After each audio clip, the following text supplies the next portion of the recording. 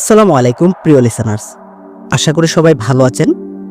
দেশ এবং দেশের বাইরে থেকে যে যেখান থেকে আমাদেরকে শুনছেন সবাইকেই জানাই আন্তরিক শুভেচ্ছা ও ভালোবাসা। আপনারা যারা ভৌতিক ঘটনা শুনতে বেশি আগ্রহী এবং ভৌতিক ঘটনা পছন্দ করেন, তাদের জন্যই আমার এই ক্ষুদ্র প্রচেষ্টা। আমি আশা করি আমার ভৌতিক গল্পগুলো আপনাদের একটু হলেও ভয়ের শিহরণ জাগাবে। আজকে আমি আপনাদের সাথে দুইটি ঘটনা শেয়ার করব। একটি পুরনো জমিদার বাড়ির ভৌতিক ঘটনা, আরেকটি বিলের মাঝে অশরীরী আত্মার ঘটনা। আজকের প্রথম ঘটনাটি আমাদেরকে পাঠিয়েছেন আমার এক বড় ভাই। তিনি যেভাবে বলেছেন আমি ঠিক সেভাবেই আপনাদের শোনাচ্ছি। তখন গভীর রাত, আকাশে পূর্ণিমার আলো ঝিকমিক করছে, তবুও পরিবেশ থমথমে। পাশের বন থেকে মাঝে মাঝে ঝিঝি পোকার ডাক ভেসে আসছে। আমি তখন পশ্চিম মৌদা গ্রামের জমিদার বাড়ির পাশের রাস্তা দিয়ে হেঁটে আসছিলাম। গ্রামের বয়স্করা সবসময় নিষেধ করত এই রাস্তা দিয়ে রাত বিরাতে না আসতে, কিন্তু সেদিন কাজের চাপে এতটাই দেরি হয়ে গিয়েছিল যে অন্য রাস্তা নেয়ার উপায় ছিল না। তাই কোনো কিছু না ভেবে বাড়ি ফিরছিলাম। আমি যখন জমিদার বাড়ির কাছে আসলাম, ঠিক তখনই শুনতে পেলাম একটা শিশু বাচ্চার কান্নার আওয়াজ। বাচ্চাটির বয়স বেশি হলে 4 থেকে 5 বছর হবে। বাচ্চাটি কান্না করতেছে আর মা মা বলে ডাকতেছে। আমার শরীরটা কেমন জানি শিউরে উঠল, বুকের ভেতর ধকধক করতে লাগলো। কোথা থেকে এই আওয়াজ আসতেছে? চারদিকে তাকিয়ে দেখি রাস্তার পাশে বিশাল অন্ধকারে ঢাকা জমিদার বাড়ির প্রধান ফটকের ভেতর থেকে আসছে শব্দটা। আমার মনে হলো ভেতরে কেউ বিপদে পড়েছে, হয়তো কোনো পথ হারা শিশু। দ্বিধা নিয়ে এগিয়ে গেলাম ফটকের দিকে। দরজাটা অদ্ভুতভাবে অর্ধেক খোলা। আমি ভিতরে ঢুকে পড়লাম। জমিদার বাড়ির ভেতরে ঢুকতেই একটা গা ছমছমে অনুভূতি হলো। দেয়ালে সবুজ শ্যাওলা আর ঝুল পড়ে যাওয়া দরজাগুলো দেখে বোঝা যাচ্ছিল কতদিন ধরে এই বাড়ি পরিত্যক্ত। কিন্তু অদ্ভুত ব্যাপার হলো, কোথাও মাকড়সার জাল নেই, ধুলাবালিরও তেমন চিহ্ন নেই। মনে হচ্ছিল কেউ এখানে থাকে। যাই হোক, আমি মেয়েটিকে খুঁজতে লাগলাম, কিন্তু কোথাও দেখতে পাচ্ছিলাম না।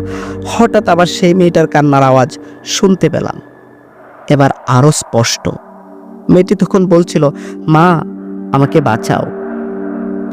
শরীরে একটা ঠান্ডা বাতাস বয়ে গেল।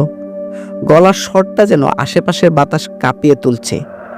আমি ধীরে ধীরে পা বাড়ালাম ভেতরের একটা অন্ধকার রুমের দিকে, কারণ বাচ্চার কান্নার শব্দটা ওই রুম থেকেই ভেসে আসছিল। আমি রুমের ভেতর ঢুকে দেখলাম একটা বাচ্চা মেয়ে একটা চেয়ারের সামনে দাঁড়িয়ে কান্না করতেছে আর মা মা বলে ডাকতেছে। চেয়ারটি তখন নড়ছিল, কিন্তু চেয়ারের মধ্যে কাউকে দেখা যাচ্ছিল না। মেয়েটির কান্না থামানোর জন্য আমি মেয়েটির কাছে যেতে থাকি আর বলতে থাকি, কে তুমি? এত রাতে এখানে কেন আসছো? কি হয়েছে তোমার? কিন্তু মেয়েটি কিছু বলছিল না।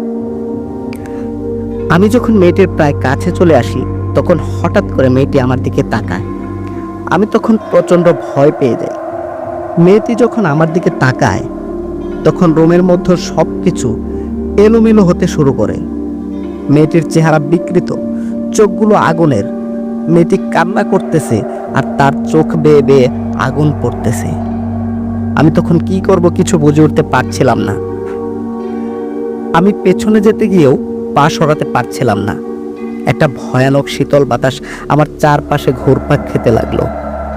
হঠাৎ আমি দেখলাম শিশুটির শরীরটা ধীরে ধীরে অস্বাভাবিকভাবে লম্বা হয়ে যাচ্ছে আর তার হাতের আঙ্গুলগুলো বড় বড় নখের মতো হয়ে উঠছে। তখন আমি ভয়ে ভয়ে বলছিলাম, তুমি কে? কেন আমাকে এখানে নিয়ে এলে? আমি তোমার কি ক্ষতি করেছি? আমাকে তুমি ছেড়ে দাও। তখনই একটা অদ্ভুত গলায় উত্তর এলো, আমি প্রতিশোধ নিতে এসেছি। আমি তখন ভয় পেয়ে চিৎকার করতে থাকি, কিন্তু কেউ আমার চিৎকার শুনছিল না। আমার সব কিছু যেন অন্ধকার হয়ে আসছে। আমি ভাবছিলাম আজকেই হয়তো আমার জীবনের শেষ দিন। হঠাৎ দেয়ালের পাশ থেকে আরো কয়েকটা ছোট শিশু বেরিয়ে এলো। তাদের চোখ দুটো লাল টকটকে, যেন আগুন জ্বলছে। আমি বুঝতে পারলাম আজকেই আমার জীবনের শেষ দিন। হঠাৎ করে আরও একটা ভয়ানক দৃশ্য দেখতে পেলাম। সময় যেন পেছনে ফিরে যাচ্ছে। জমিদার তার চাকরদের দিয়ে দরিদ্র গ্রামবাসীদের পিটিয়ে হত্যা করছে। ছোট মেয়েটিকে তার মায়ের সামনে নির্মমভাবে শাস্তি দেওয়া হচ্ছে। তাদের আর্তনাদ আকাশ ফাটিয়ে দিচ্ছে। আমি চিৎকার করে উঠে পেছনে দৌড়াতে লাগলাম, কিন্তু দরজাটা কোথায় গেল? পথটা যেন শেষই হচ্ছে না। আমার দৃষ্টি ঝাপসা হয়ে আসছিল। পেছন থেকে অনুভব করলাম একটা ঠান্ডা হাত আমার ঘাড় স্পর্শ করল। আমি আতঙ্কিত হয়ে চোখ বন্ধ করলাম, আর সেই মুহূর্তে আমার মাথায় একটা ছবি ভেসে উঠল। জমিদারের গোপন কুঠুরি, যেখানে বহু মানুষের হাড়গোড় চাপা পড়ে আছে। আমি তখন চিৎকার দিয়ে জ্ঞান হারাই। তারপর আমার আর কিছু মনে নেই। আমার যখন জ্ঞান ফিরে তখন আমি নিজেকে বিছানার মধ্যে আবিষ্কার করি। তারপর আমার সাথে ঘটে যাওয়া সব ঘটনাই গ্রামবাসীকে খুলে বলি, এবং আমরা সবাই পরদিন সেই পরিত্যক্ত জমিদার বাড়ির গোপন খুঁটিটি খুঁড়ি। সেখানে বহু মানুষের কঙ্কাল পড়েছিল, সেগুলোকে আমরা সমাধিস্থ করি। তারপর থেকে আর কখনো সেই বাড়ি থেকে কান্নার আওয়াজ শোনা যায়নি।